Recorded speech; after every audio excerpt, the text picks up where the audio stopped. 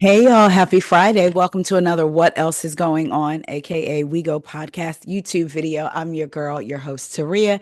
Just wanted to pop on here and discuss some things with y'all that I had seen, read about, some a few days ago, some today. And I'm slowing down enough to do a video. So I hope, oh, excuse me, I just had a Canada Dry ginger ale. I should have known better right before recording, but I just feel like I needed a little bit of a pick me up. So I hope that y'all are having a wonderful, wonderful, wonderful Friday.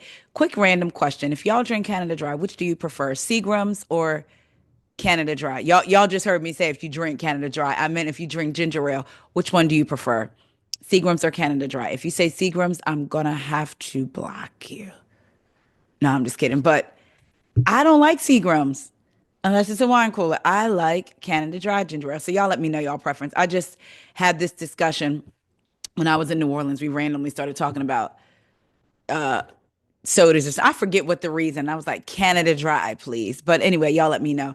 First up, Miss Porsha Williams. So we know that Porsha was on Watch What Happens Live with Giselle on April the 27th. So it aired. Was it live? Because we know that they don't always do them live. So I don't know if it was live or not, but let's just say it was. It was Sunday, April 27th. And Andy asked Porsha about her divorce. Was she divorced? Porsha said, I'm still in our home. We're going to court very soon, and I may be divorced within the next week or so. Well, that was because they had a court date scheduled for that following Wednesday, April 30th. So she told Andy on Sunday the 27th and Giselle, that was the fellow guest, that she was going to court very soon and may be divorced within the next week or so. That was Wednesday the 30th. Well, I had listened to Michelle Atalian, aunt, who has the court documents from that hearing, as well as Simone from Girl Is That Legal, who also had the court documents. I believe it was a 40-page court document from that hearing. Now, remember, Simon is still detained. So when y'all can go over to Michelle Atalian, she has the documents, and she says, I'm just going to say allegedly, she has a source from the courthouse. But one of the things she said was that, and again, you can check out her page, Michelle's page for this, was that Porsha's lawyer is arguing that Porsha is over 200 and some $1,000 in for legal bills, and that this needs to be settled. The divorce, the prenup, all of this needs to be settled. They were there for prenup reinforcement, and then to have a hearing. Porsha was hoping that the prenup would be enforced. She would get her lump sum or whatever the prenup says, and that her divorce would become final. So allegedly, Porsha's lawyer was arguing that she's over 200 some thousand in legal debts, and that the bills are falling behind, and she doesn't know who the bills were falling behind, the mortgage was falling behind, and that she didn't know who the mortgage company was. Like, she had access to no information. So that's what Michelle was saying. Now, I also listened to, like I told y'all, Girl Is That Legal with Simone. And it was interesting because she talked about some of the legal aspect of it, but then she also gave me a different picture of what ICE was. I assumed it was like it was a detention center, which means it had less restrictions than prison, right? Maybe a little less. It wasn't as strict with certain things. Well, not so much. It definitely is. Let's get into what Simone had to say. So, Simon's lawyer went to argue for him because he couldn't be there. He ended up getting a continuance, and that is not what Porsha wanted. They wanted the enforcement of the prenup to be handled, the divorce, all of that stuff. But Simon's lawyer ended up getting him a continuance. Let's get into it really quickly. Y'all might hear the ice cream man. Why is he out here right now? I promise y'all, the ice cream man ain't been out here, near bit of nothing. Now all of a sudden they are out here. But let's get into this. Simon's been locked up at ICE. So his lawyer is asking for what's called a continuance, basically saying, no, Your Honor, no, Your Honor, we can't have this final hearing. He's been locked up. And basically, the gist of her points, and I'm going to read a few points from this is the motion right here, is she. I was just going to say, so this is the motion right here. And she's talking about his lawyer. So she just said Simon filed for continuance. And this is what it now it says. Porsha Diane Williams, petitioner Simon Eor Guabadia, aka Eor Guabadia, respondent. So She's like, Your Honor, he's been locked up since the evening of February 19th. And since then, she's had very limited access to him. And I've been telling people, ICE is prison. now, when she says she had very limited access to him, she's talking about his attorney. So that's why his attorney is arguing for a continuance because he's been locked up since February. She has had very limited access to him. And now here we are at this hearing, April 30th. So if he's been locked up, you figure February to March, he's been locked up for almost 60 days. Well, for over 60 days. How have I been able to work with him? Listen to this. Because you would think, oh, well, he could go up, the lawyer, she could go up there and work with Simon. Well, not so fast. ICE is jail. People think of it as they call it a detention center. I really wish people would stop because you have fewer rights in ICE than you do at a federal or even a state prison. Most ICE detention centers are privately owned. And because Homeland Security and the feds and ICE does not basically abide by state law or even federal law. So, for example, me and a federal client that is in the federal jails, I'd be able, like with the Diddy case, I'd be able to go up there, schedule. I could go any day of the week, meet with my client, work on our case. Not with ICE. And his lawyer outlines that. So here are the conditions and why she was asking to postpone it. Let's get on into it. Okay, it says that paragraph 13, Simon is detained at the ICE detention facility at Stewart Detention Center in Lumpkin, Georgia, over 2 hours away from Atlanta, Fulton County. Since being in ICE custody, he has had limited means of communication with his legal counsel and no access to any of his electronic devices, including his cell phones and laptop. Y'all, there was a New York Supreme. So then she just goes on to talk about some other reasons why Simon's lawyer asked for a continuance and she got them. She asked for them and she got them. She was saying how, again, going back to how ICE operates, like ICE is above the law and they could do whatever they want to do. Because normally you could tell a person, hey, your lawyer, hey, can you get my phone? This proof is on my phone or what have you. And then she just goes on to talk about a case where a client was in jail or a client was somewhere, got convicted, maybe not hers, but there was a case where the person got convicted, but because the person hadn't been able to get to his lawyer to get to their electronic devices. But once they got to their devices to show proof that somebody's testimony against them was a lie, it was overturned. So she was like, it's very important that people have access to their things when it comes to their cases and stuff like that. So, but the bigger thing for me is Simon's lawyer got the continuance. So Porsha was hoping she'd be divorced this week, prenup wrapped up, blase, blase, and no, ma'am. The judge is giving them a continuance, which I do wonder, like, what happens if, are they waiting to see if he's deported? Because if he's deported, but then he could still talk to his lawyer by phone, by Zoom, like and be able to handle it, because as of right now, he can't really communicate with his lawyer. So is that what they're hoping to do? I don't know, Lord. It's child, it is a lot. Michelle, and I had said this to y'all at one point. I thought she had said he had been deported. Well, I think she did, but I think because she's talked to his family. Basically, now she's saying he's waiting to be deported. So if that is the case, if Simon is waiting to be deported, I wonder why he keeps getting granted continuances. Again, I guess maybe if he's deported, then at least he'll be out of the detention center and he'll be able to communicate with his lawyer better, possibly. That's what I'm thinking. Child, it's a mess.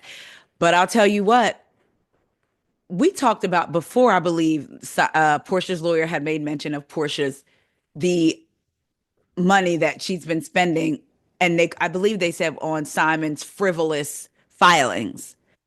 Oh, but now that she's got a continuance, child, it's just going up, up, up, up, and up. Oof, baby. And the mortgage, I guess we'll see. Moving on. This is funny. We talked about the Real Housewives of OC yesterday, and my girl Jen and how she is in some financial woes, it seems like. And I had mentioned Jen had became good friends with Miss Katie Ginella. Baby, but now listen, I have my thoughts and feelings about Katie last season. I didn't really care for her.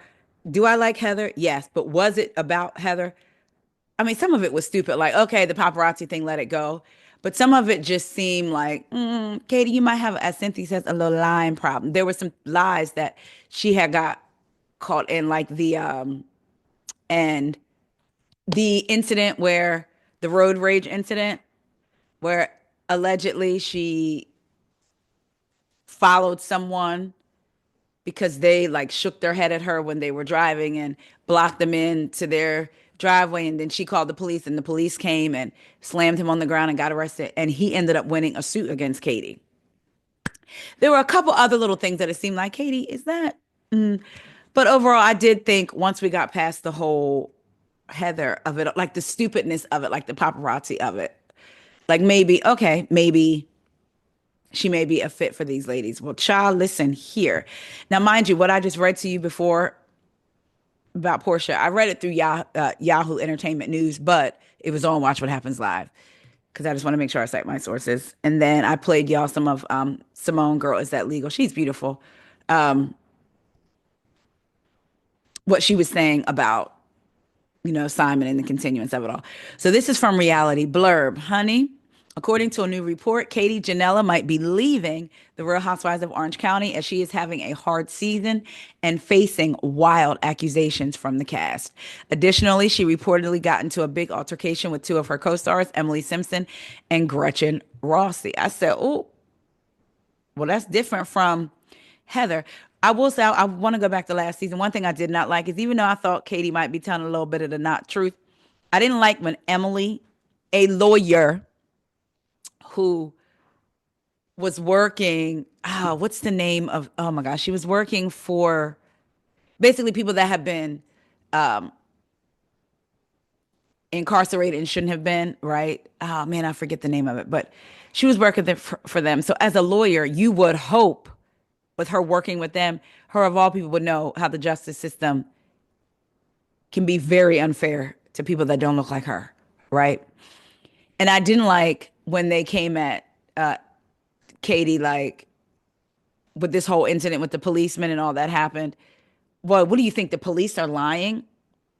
They could be. Like the way they kind of came at her, like we're gonna believe the police over you because the police don't lie. To me, it was like, oh, wrong road, wrong road. So just putting that out there. So I'm wondering what they're accusing her of this year. But let's get back into it. Last season, Katie took heat from Heather Dubrow for questioning if Heather and her husband Terry called paparazzi to photograph them. Back in January, shortly after the new season began filming, a report surfaced that Katie was feuding with Emily.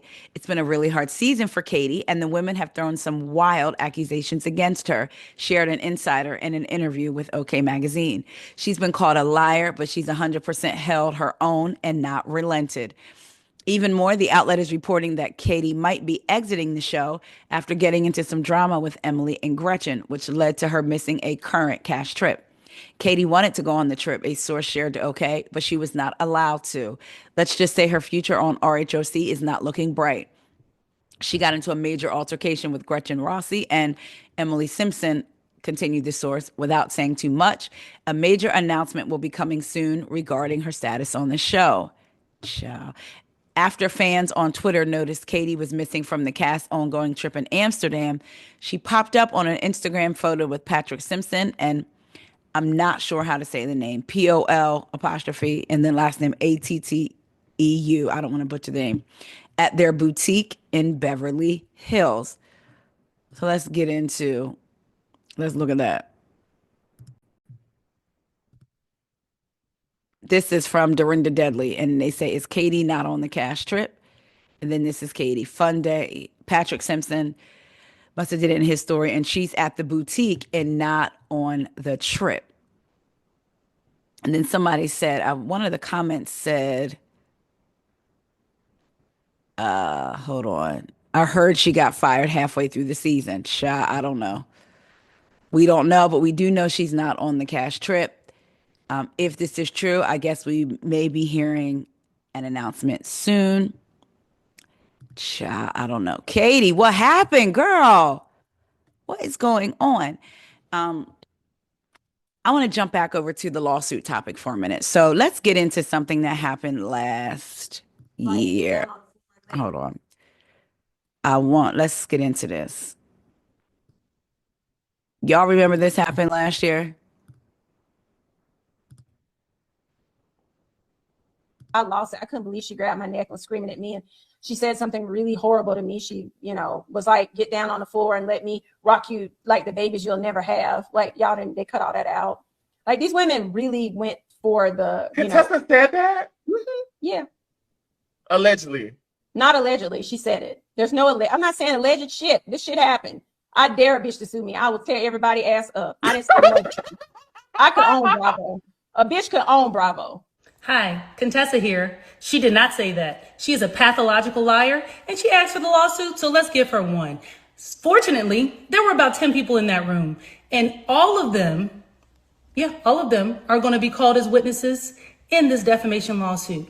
You don't get to say anything you want, especially when it comes to there was absolutely footage. So, challenge accepted. Let's see how rich you really are.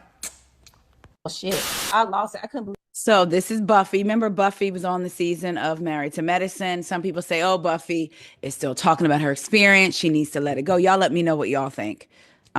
Does she have a right to still be talking about her experience? Do y'all think, yeah, she has a right, but I'm just tired of hearing about it? Or do y'all think she should just get over it because the show has moved on? But Buffy, and this is through, I pulled this clip from OMFG Reality TV. This was 65 weeks ago. 65. So Buffy had went on Oliver Twick's channel. He interviewed her, and she said, if you didn't hear her, that there was a scene where basically Contessa pulled her down. Buffy was crying and, just trying to get herself together, what have you. And Contessa told her, let me rock you like the babies you couldn't have. Contessa is saying that's not true. That's a lie. Let's see how rich you really are. I'm going to sue you. Well, looks like a little over a year later, Buffy might be confirming something. I'm not going to play the song, but what she's saying is, I'm going to let God handle it. Because if I handle it, I'm going to jail. And then she says, child, hashtag Buffy Purcell, hashtag lawsuit, hashtag FYP. Now, this is from the Jasmine brand. So then we move over, get into some more. Somebody said, I heard you won. Clap, clap, clap. Buffy replied with the zip lip.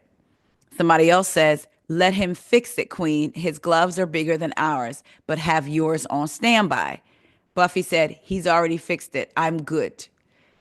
Somebody else says, not the one that violated HIPAA on TV. How's she going to sue somebody? Talking about Simone. Because remember, Dr. Simone had shared something on the TV.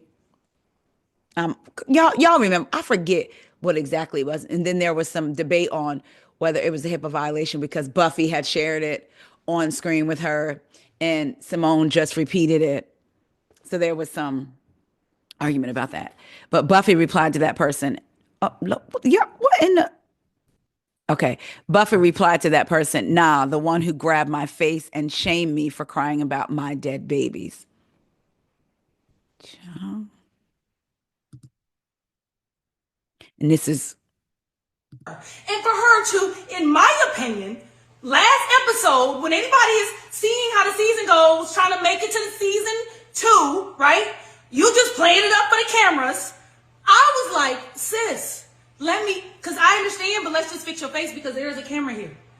I never pulled her into my lap and said, let me cuddle. Whatever the dumb shit is that she said, it literally makes no grammatical sense and it makes no literal sense. It is literally something that, I'm just going to be honest with you, Bravo don't give a shit about none of us. You think they wouldn't have played that if I said that.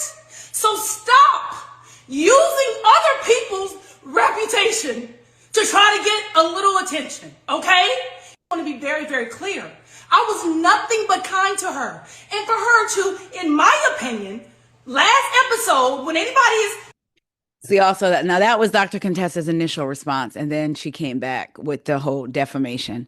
But it looks like Buffy may have won the lawsuit. Child.